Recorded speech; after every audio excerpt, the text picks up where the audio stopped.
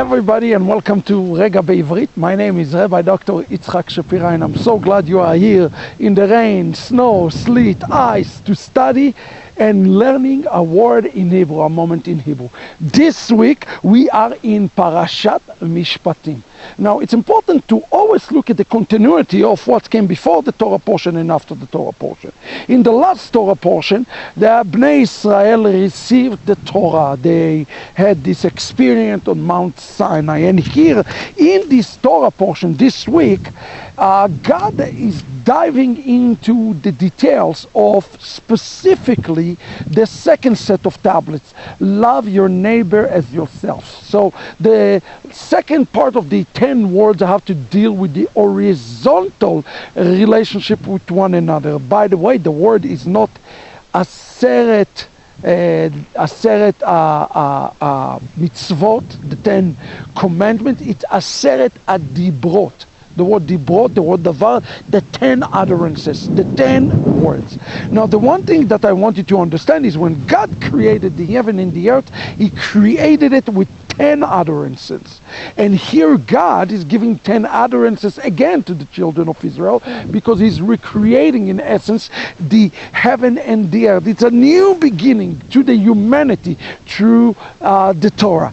And in this week portion, it starts with the word ve'ele mishpatim. And this is very important. This word mishpat is rooted in the letter shin, pei, tet, shafat, shofet, judgment, rulings that have to do with the horizontal relationship that we have with one another. So the entire thing about mishpat and mishpatim is about an horizontal relationship that we are to have with one another. And it starts with the word vehele mishpatim. This is important because God is just giving them those big 10 utterances, and now God says, now let me tell you everything that you need to know in the details. Sometimes people say, well, all what I need to know to do is love God and love my neighbors. So let's understand this. We are loving God, that's the first 5 commandments, and we're loving our neighbors, that's the second 5 commandments. Then we have the 10. 5 is loving God and 5 is loving our neighbors. And then we have all 613. And all 613 mitzvot are falling under either vertical relationship and horizontal relationship. Now the question becomes, why does God chooses the very first thing to do is to deal with the horizontal relationship rather than the vertical relationship? Well, Yeshua teaches us, just as we see here in the Torah, that if one have a sin or offense against his brother, it's better to leave his altar, the gift at the altar, and go to reconcile with his own brother. You see, friends, the horizontal relationship always comes before the vertical relationship. And that's why Parashat Mishpatim is so important, because the entire portion is dealing with the horizontal relationship that we are to have with one another. Now, there is a word here in the Torah portion that I found to be very important, very significant for us today, is say, Lo tisa. This is in chapter 23, verse 1. Lo tisa shema shav al tashet yadecha im rasha liyot ad chamas. This is an important verse, and I want to deal with this because to me this is a foundation verse for all of us. He say Lo tisa shema shav, which is important. You are not to carry listening for things that are in essence can be portrayed as negative. Anything that could be attributed as something that is negative, you and I are not to partake in this. Al tashet yadecha im rasha. Do not associate yourself with anything evil.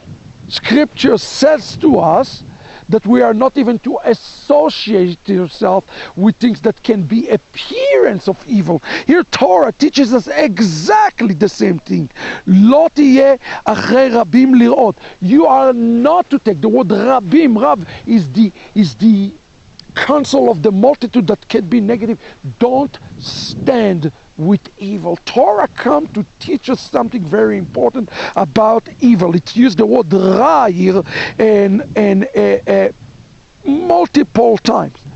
Do not associate yourself with the multitudes if they are going to the evil. It's better to be a minority and to be in a righteousness, to be with the multitude and take upon yourself this position. And here it says also, okay, very important, I want you to notice, lo teteh mishpat evyonecha beribo. When you look at a person, and this is as important mitzvah here in the text, when you look at a person and you judge a person and you try to assess, do not look at a person's socio-economic condition as the ground to judging whether the or not the person is right or the person is wrong. We must look and evaluate each individual, not upon what he look like, upon what he dress, and it's difficult because we all do that. We are to judge a person only based upon his own behavior, friend, and this is important for all of us to understand. Veshochad lo tikach. We are forbidden against the Torah to take any sort of bribery, emotional bribery, spiritual bribery, physical bribery. Bribery is not allowed for us to take. So here is the upshot for us today. If we are to follow Torah and take the Torah in Naaseh v'Nishma, that's why this portion is so important. It is paramount for each and every one of us to put the relationship, especially at what the Torah called the Ein Tova, the good eye, before anything else. If you want to live according to Torah, look at one another through the eyes of merit and not through the eyes of judgment. This, friends, is basis for all of Torah. This is Rega B'Ivrit for this week. God bless you. See you next week. Shalom, everybody.